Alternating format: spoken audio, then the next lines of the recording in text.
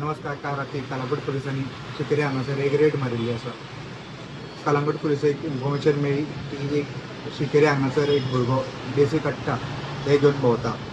कालांगूट पुलिसांनी ताका ट्रेक केलो आनी ताका धरिल्लो आसा.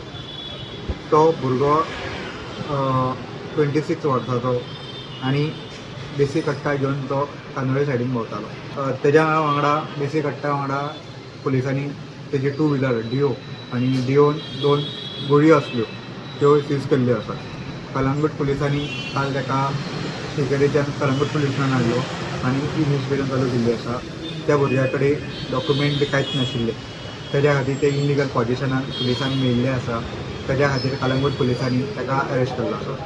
आत्ताच कलंगूट पुलिसांनी म्हापशेच्या जीएमसी कोर्टान त्या भुरग्याक प्रोड्यूस केल्लो आसा रिमांडा खातीर.